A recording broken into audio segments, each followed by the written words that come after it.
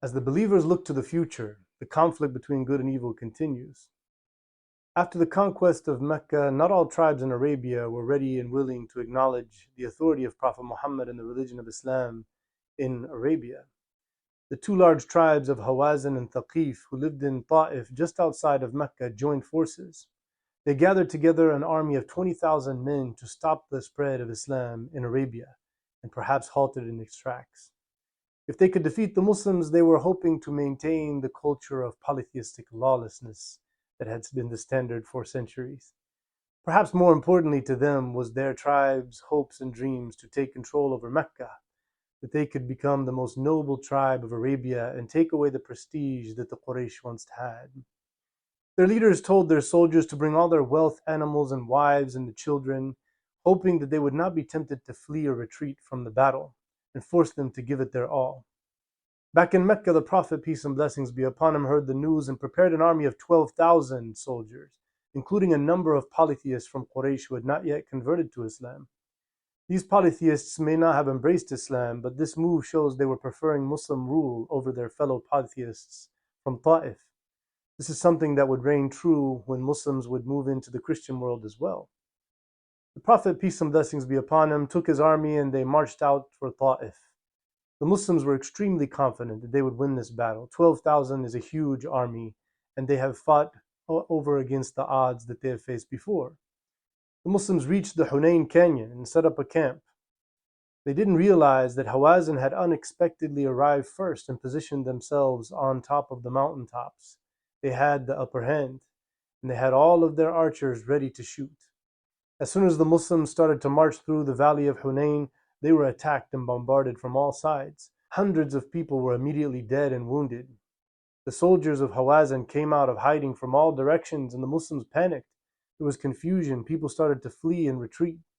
But the Prophet, peace and blessings be upon him, stood his ground. He refused to retreat, and he even called out, "I am the Prophet. There is no lie in that. I am the grandson of Abdul Muttalib. There is no lie."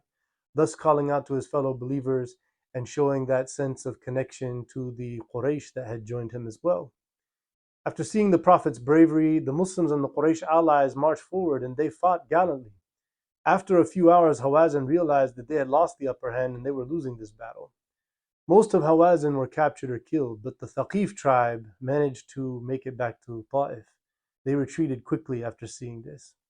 But they took shelter in the fortress that they had made, and they had all kinds of resources. Although the Muslims suffered many casualties, they managed to come back and win. When Hawazin fled, their property, animals, wives, and children were captured. The Muslims gathered the spoils that were left behind, but the Prophet did not call for the distribution. Instead, he immediately took an army and surrounded the fortress of Thaqif, knowing that this would not be their last attack. They camped at a distance from the fortress, avoiding all the arrows that came. But after 20-30 days, they realized that this would not end quickly. And they realized that they had plenty of rations and supplies inside. So the Muslims decided to leave. When they were departing, some of the companions asked the Prophet to curse Thaqif. And the Prophet, peace and blessings be upon him, he prayed, "O God, guide Thaqif to Islam." Sure enough, a year later, the delegation of tribal leaders from Thaqif came to Medina and embraced Islam. After the unsuccessful siege in Ta'if, the Prophet, peace and blessings be upon him, returned to deal with the captives and spoils of war, which were the largest the Muslims had ever seen. The Prophet gave generously to the remaining polytheists of Quraysh who fought alongside them. This generosity convinced many of them that he must be a prophet of God. His love for them was not to be measured in how the spoils of war were received, but those amongst the migrants and those of the Ansar knew that their love was in knowing him and following his message and the blessing of Islam in their life. It was for the sake of God. Now that the Kaaba sanctuary and the sacred city of Mecca were purified from corruption and idol worship, the helpers became worried that the Prophet would want to stay. He would not want to move back with them to Medina. So the Prophet became aware of this concern and he addressed them. He said, "God forbid that I would leave you.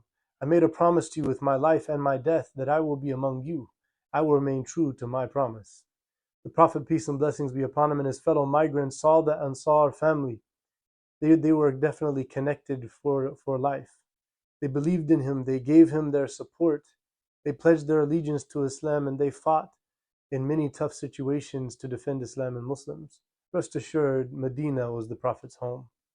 He told them that he considered himself one among them, and that if any one of them would have taken a path and others took a path, he would follow the way of the Ansar. These helpers were deeply moved by the Prophet's loving endearment. They were moved to tears of joy. After all, his presence was a sign of his love for them, and that's something they truly knew that no wealth can buy. The Prophet's love for the helpers was priceless.